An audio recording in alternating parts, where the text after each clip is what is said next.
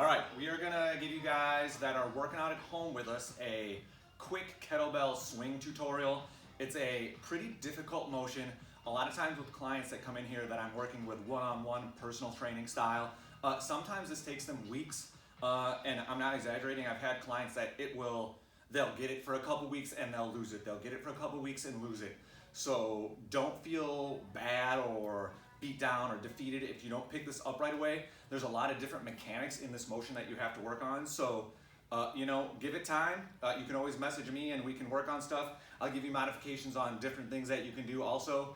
In theory, it looks like we got about 4 weeks for you to learn this. So that is a ton of freaking practice time. All right, so you always want to start with your kettlebell right here. You're gonna have your hips a little bit wider, or your feet a little bit wider than hip width. Toes we don't necessarily care about. I like mine just a little bit open, just a tiny little bit. The main thing that you want to think about on this motion is you're always hinging your hips. You're keeping your back flat and your chest up. What you want to avoid is this. Like this right here. This is what you see a lot of freaking people doing, like in YouTube videos, and like come to my gym and work out with me. I'm super cool and strong. That's terrible. Like, we don't want to do that. It's hinge your hips. Everything comes from your butt and your lower back.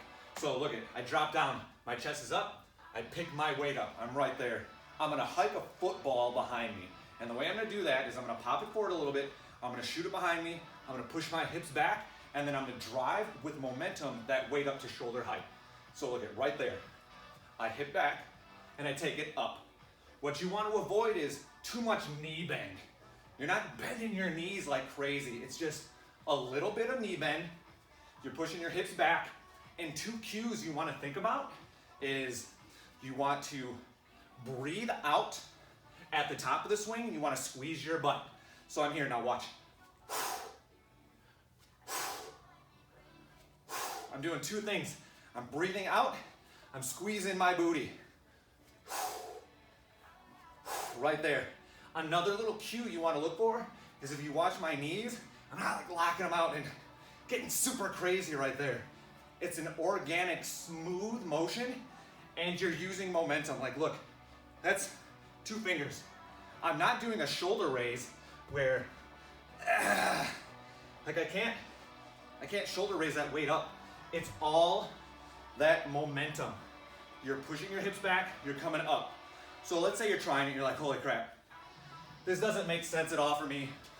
My back is rounding out like crazy. My body's just all squirrely and weird. Towel, feed it through. What you're gonna wanna do is give yourself a little bit of slack. What's that, maybe 3.5 inches or so? Hands on the towels, feet shoulder width apart, and you're doing that same exact motion, but what that's gonna do is force you to use that momentum to get your swing up. So I'm creating a nice straight line at the top of my swing from my shoulder to the kettlebell. What I mean is, look that's bad. That's me lifting it. Oh my gosh, that sucks, that's heavy. It's 40 pounds, right? So it's momentum. I swing the weight up, a kettlebell swing. Great name, right? It works out good. So look, flat back, squeeze my butt, breathe out at the top. Right there, heels are down. I'm breathing, I'm squeezing my booty, I'm protecting my lower back. If I need to take a break, I put my weight down, I'm keeping my back flat. Ooh, I'm tired. Oh man, that's real hard. I take a breather, I walk it out, I come back, I reset, and I swing it out. Give it time. It's gonna take a little bit of practice. Last thing I wanna talk about, you don't have a kettlebell. All I have is this dumbbell. It's super cool. Or jug of water, whatever. Same thing, look I just grab it right here, put the claws on there, and it's the same exact motion. I have to adjust my stance a little bit, but everything stays the same. You want to hold it that way.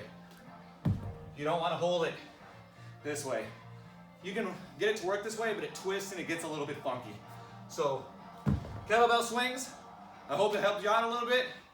Good luck with your home workout.